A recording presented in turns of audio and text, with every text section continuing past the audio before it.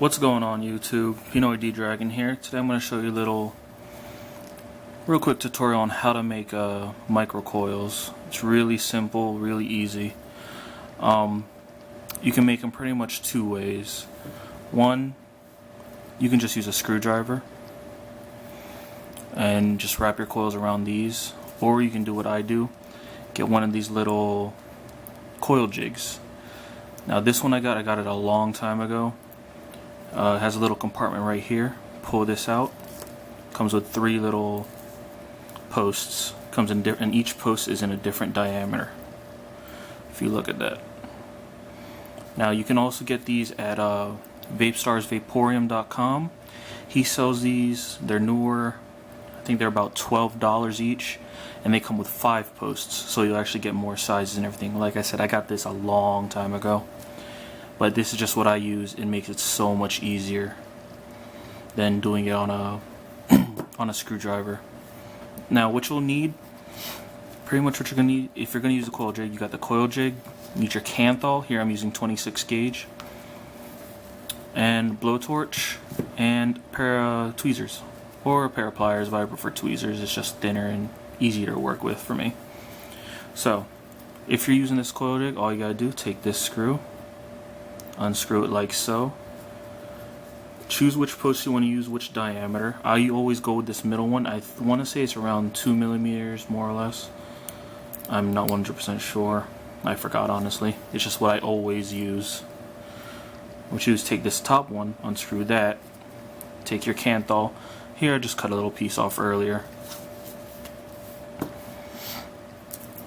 And you're going to put it over here on the top one. Just like so. Screw that down to fasten it on there, and all that does is just make it so it makes it easier. You don't have to hold the wire itself here, and all you do is hold the coil jig and wrap your coil around the post, holding this. What I do is I twist like this. I use the jig itself to twist. So wrap your coil here, start wrapping. You got one wrap. From there you can pretty much pull it to the side a little bit so that you stay really close to that first wrap. That's 2. Keep going. 3. And so on.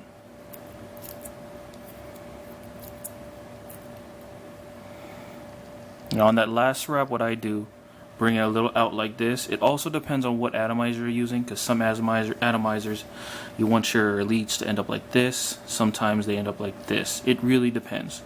What I always do, on that last wrap, bring it about all to that position, and then let it go, and usually like that. Now from here, just unscrew that, and there you go. Pretty much you will always get a nice, perfect microcoil. Now usually it's not always going to be perfect. It just takes time and practice a little bit, but it's really simple. From here, take it, and you want to put it and grab it with your tweezers like so.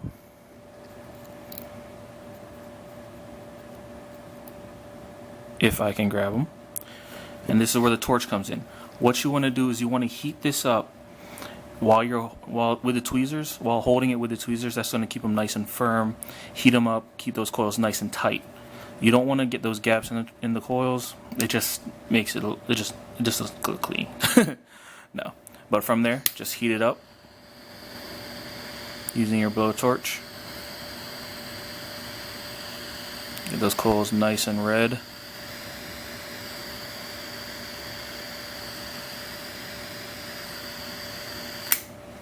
There you go. It doesn't need to be that long, just a few seconds, and just hold them and let it cool down.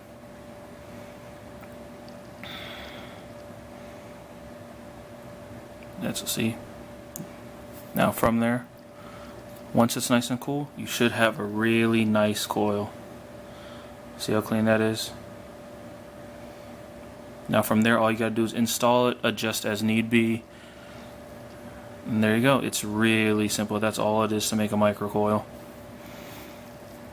And also, just for a little extra, when you're installing your coils, I grab that same pin that same post I was using, feed it back through. While keeping it like this, that's when I will feed it into the atomizer. That's when you feed it. Put your positive post in, negative post. You can hold this there just to keep it nice and together, tighten up, adjust as need be, pull that out. There you go. Adjust it in a little bit more, and you're good.